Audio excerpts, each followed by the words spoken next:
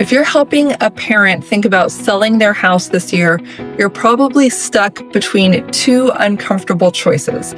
Do we sell it as is and keep things simple, or do we fix a few things first and risk the stress, the money, and the family tension that comes with that? So this is a question that always comes up because typically elderly people have lived in their home for years, if not decades. They have a lifetime worth of possessions there. They've updated it further ago and it's a little dated and faded, the carpet and the paint and those types of things. And sometimes there is, some pretty significant deferred maintenance as well. So we have to look at that. And often when people are planning to sell a house, they have years to plan and kind of prepare. But often again, with an elderly home sale, it happens precipitously. You could be fine one day and then you have a stroke, you have a fall, you have a heart attack, you're in the hospital, and sometimes people are told you're never going back to your house again. It's shocking, it's upsetting, it's difficult for everybody, creates a different conversation around getting the home sold. My name is Emily Cressy. I'm with HomeProAssociates.com, and I help Seattle area families, especially adult kids, make calm, respectful housing decisions during big life transitions. Over the last year, there have been more homes for sale, especially here in the Puget Sound region, and forecasts from Realtor.com suggest that inventory may continue rising in 2026. And what that means for you as the seller of a home is simple. You have more competition and buyers have more choices, which means they get picky. I'm working with 2 estate sale homes right now. One has a lawyer involved and they are not able to put any money into the updating of the home. They can repair something if it's broken or non-functional, but their hands are really tied in terms of investment in the home. So I am putting my own money into the things that I think will make the most difference for the sellers. And beyond that, we're pretty much selling it as is, but we're positioning it as something that a homeowner, a home buyer, someone who wants to live there can move into and live and maybe update over time, rather than positioning it to an investor market. When those investors come in to buy your home, they typically want a pretty steep discount on the price. And it makes sense. They need to make a profit for the work that they plan to do on the home. But I'd rather see you keep that profit in your pocket and do a little bit of work if necessary. We can use the house to finance that work, and we can wait to pay the contractors until the home sells if necessary as well. But if someone's going to make that profit, I'd rather have it be you, if at all possible. Another example, the other home that I'm working on right now is in pretty good shape. We're going to do paint and carpet, but nothing major needs to be done except the roof. We had the roofer come out and say, we are just waiting for this thing to start leaking. It is at the end of its journey. And that's the type of thing that's going to come up when the buyer is looking at the home, they're trying to purchase it, they're excited.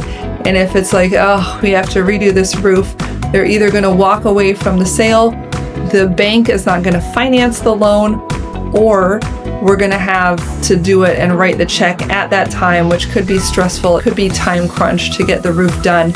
So those type of things, system level things, the roof, the foundation, the siding, the plumbing, the electricity, those are the type of things that typically need to get looked at before the home goes on the market, if at all possible. The other things, the cosmetics, can be nice to have, but they're typically not showstoppers when it comes to someone feeling safe and comfortable to move into the property. Now, I had a family that had lived in their home for 50 years, and they told me that they wanted to sell their home as is because they did not want to be asked to do any additional repairs on the home. But what selling that way really signals to the buyer is that you're not going to be fixing anything and that there may be things to fix. That can reduce stress for you as the seller, but sometimes there's a trade-off. As is homes usually attract fewer buyers. They're probably going to be concerned that something is wrong, and it brings those investors out of the woodwork. When you have investors and fewer buyers looking at your home, you just lose a certain amount of negotiating power. So even if you're not willing to do repairs, you don't necessarily want to advertise that as your headline when you're putting a property on the market. According to research from the National Association of Realtors, most home sellers still do end up doing some minor updates before listing. And some, but not as many, choose to fully sell as is, which is a strategy. It just may not be the most profitable strategy for you. Sometimes there's that trade-off between convenience and profitability. So the takeaway here is that as-is sales can work, but it's going to cost you something, either in a lower sales price or a longer time to sell the home. All right, so let's say you're willing to commit a little bit. You're open to the idea of improving the home to get it selling for a higher price. But what is that actually going to look at? Let's kind of review the idea of small fixes versus big renovations, because those big renovations are oftentimes where families get stuck. So here's the good news. We're not talking about having you completely remodel the kitchen or undertake major construction.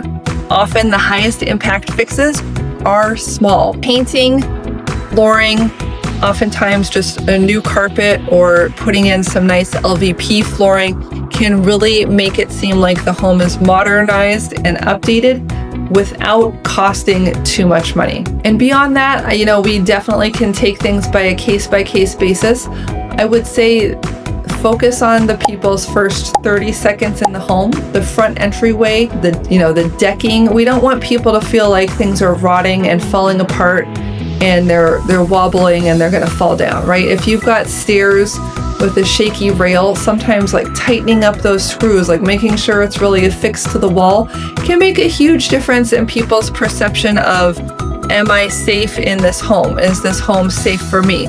Sometimes electrical things like ground fault circuit interrupters, just making sure the wiring is up to speed, are other important safety factors. I think electricity is one of the things that scares people most when it comes back on an inspection report, because they're afraid someone's going to get shocked or the house is going to burn down.